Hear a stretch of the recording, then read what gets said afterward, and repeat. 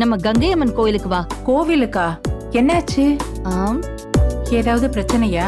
ஏய், வான்னு சொன்னாலே பிரச்சனை தானா? நல்ல விஷயமா இருக்க கூடாதா? ஐயோ, சுத்தி வளைக்காம என்னன்னு சொல்லு சிவகாமி. இன்னைக்கு என் மருமகளுக்கு தாலி பிரிச்சு கோக்குற ஃபங்க்ஷன் வச்சிருக்கோம். கண்மணிக்கு தாலி பிரிச்சு கோக்குறாங்களா? தாயே, அதனாலதான் உங்களை கூப்பிடுறேன். இப்ப வரீங்களா? நாங்க அங்க வந்தா உன் மாமியார் ஏதாவது சொல்லுவாங்களே.